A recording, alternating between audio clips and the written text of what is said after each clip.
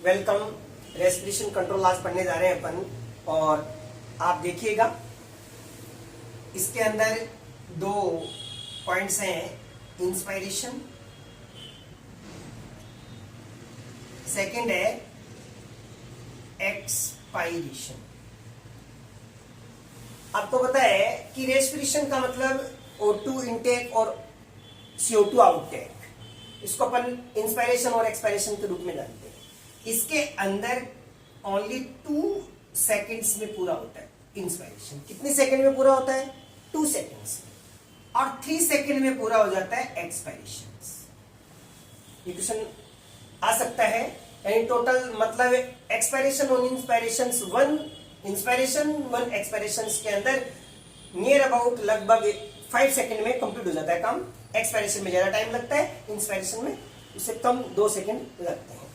इसके बाद में अपन देखते हैं कि ये जो एक्टिविटी है वो है ऑटोमेटिक। क्या है? ऑटोनोमस है, अपने आप होने वाली है। इसका अपन के द्वारा कोई नियंत्रण नहीं किया जाता है। इनवॉलेंट्री है, ऑटोनोमिक है। अब देखिए रेस्पिरेशन का जो कंट्रोल है वो अपन 2 प्रकार से देख सकते हैं। एक तो नर्वस कंट्रोल, नर्वस सिस्टम के द्वारा होने वाला कंट्रोल, नर्वस सिस्टम करता है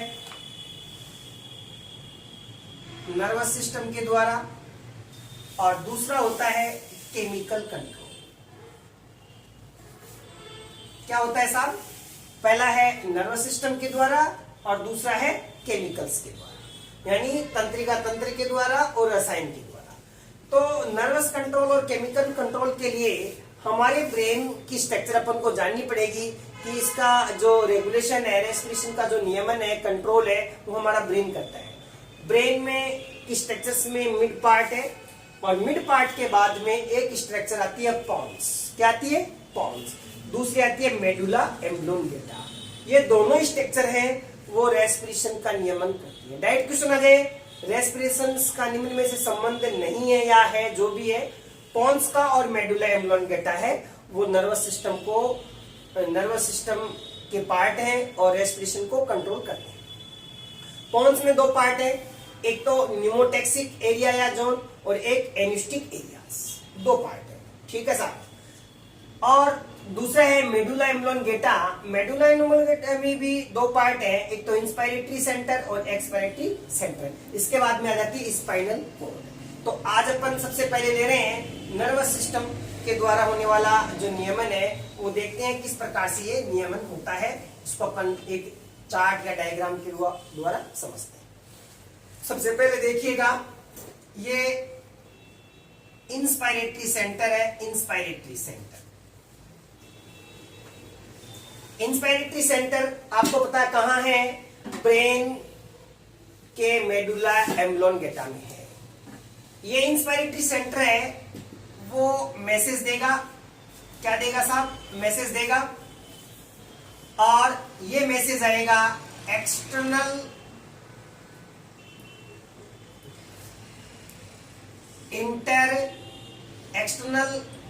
इंटरकोस्टल मसल्स। ये कहां आपको बताइए? 2 पसलियों के बीच में है, क्रॉस के रूप में होती है। ये अपन ब्रीथिंग में पढ़ चुके हैं। एक्सटर्नल इंटरकोस्टल मसल्स में आता है। ये किसके द्वारा आता है?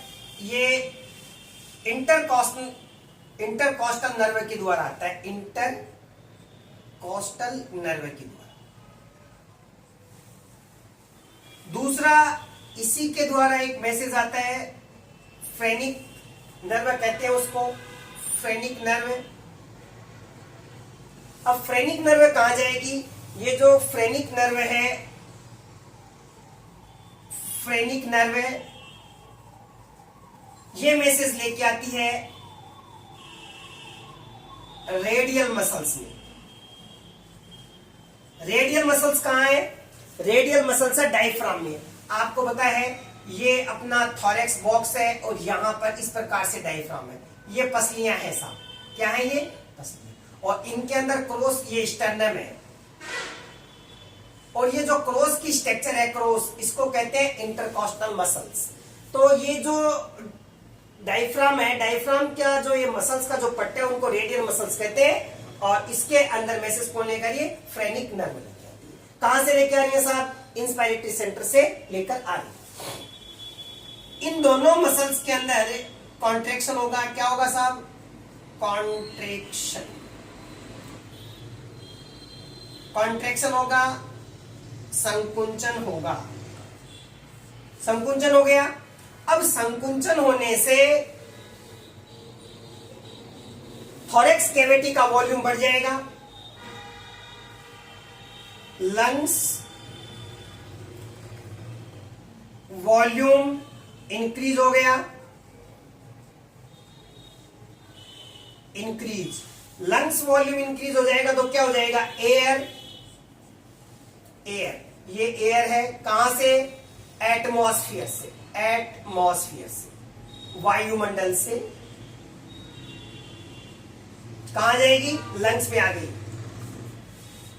अब देखिएगा, लंग्स में आने के बाद ये हो गया इंस्पायरेशन। क्या हो गया? इंस्पायरेशन। लंग्स में वायु आ गई। अब लंग्स की जो मसल्स है वहां पर होते हैं रिसेप्टर्स। क्या होते हैं? रिसेप्टर्स होते हैं, ग्राही होते हैं। ये अब अपने नर्व के द्वारा, वेगस नर्व के द्वारा मैसेज को भेज देंगे। कहां पर? एक्सपायरेटरी सेंटर में। कहां पर भेज देंगे? एक्सपायरेटरी सेंटर पर भेज देंगे। एक्सपायरेटरी सेंटर कहां है आपको पता है? ये भी ब्रेन के अंदर ये एक्सपायरेटरी सेंटर चला गया। अब जाने के बाद में एक्सपायरेटरी सेंटर में जैसे ही मैसेज जाएगा, आवेग चला गया, ये इंस्पायरेटरी सेंटर को क्या कर देगा? अवमंदित, इनहिबिट कर देगा। इनहिबिट, रोक देगा और इंस्पायरेशन स्टॉप हो जाएगा और एक्सपायरेशन चालू हो जाएगा। मतलब जो रिसेप्टर्स है यहां पर एक्सिस जो वॉल्यूम आई है, एयर क्या हो जाएगी? फिर एयर रिटर्न। एक्सपायरेशन में क्या होगा? ये दो एयर बाहर चली जाएगी वापस। अब देखिए, ये जो फिनोमिना चलता रहता है, इस पूरे फिनोमिना को अपन कहते हैं हेरिंग ब्यूअर इफेक्ट। हेरिंग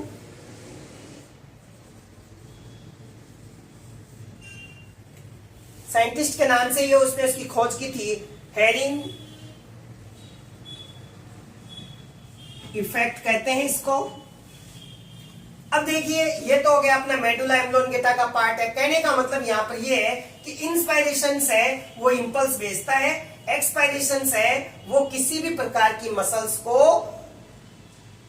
एक्सपायरेशन के लिए मैसेज नहीं भेजता। देखो, इंस्पायरेटरी सेंटर है, एक्सटर्नल इंटरकोस्टल को, रेडियल मसल्स को क्या भेज रहा है? इंपल्स भेज रहा है। लेकिन एक्सपायरेटरी सेंटर है वो मसल्स को किसी भी प्रकार का मैसेज नहीं भेजता है। होता क्या है? नेगेटिव फीडबैक के रूप में लंग्स की जो रिसेप्टर्स हैं वो ही एक्सपायरेटरी सेंटर को क्या भेज रहे हैं?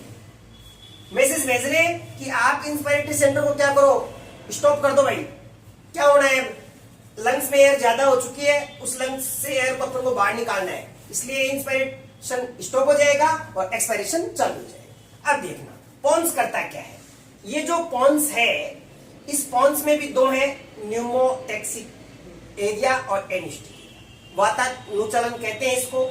जब ये सेंटर एक्टिव होता है तो ये सेंटर कुछ भी नहीं करता है, इस पे ये ओवरलैप कर जाता है। कौन सा सेंटर?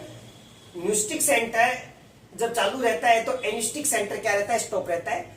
इसका जो काम है, एनिस्टिक सेंटर का जो काम है वो एक दूसरे से अपोजिट करते हैं। ये निःश्वसन को ये क्या करता है? इंस्पायरेशंस को क्या कर देता है? ये भी इनहिबिट करता है। क्या करता है? इनहिबिट। एनिस्टिक क्या करता है जी? इनहिबिट करता है और एक्सपायरेशंस को क्या करवाता है? चालू करवाता है। न्यूमोटैक्सिक सेंटर पॉन्स में होता है। इसके अलावा अगर ये नहीं चल रहा है तो ये क्या करेगा? ये इसका जस्ट उल्टा करता है। ये एक्सपायरेशंस को क्या करेगा? एक्सपायरेशंस को इनहिबिट करेगा। ये एक दूसरे के अपोजिट करते हैं।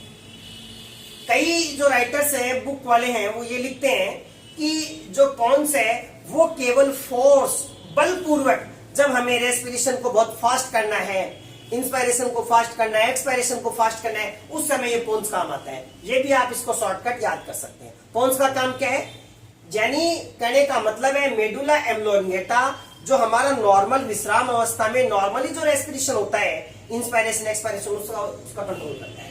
और पोन्स क्या करता है, जब फोर्सफुली अपन दौड़ लगा रहे हैं, एक्सरसाइज कर रहे हैं या बहुत फास्टली अपन रेस्पिरेशन कर रहे हैं, तब इसको अपन यूज करते हैं।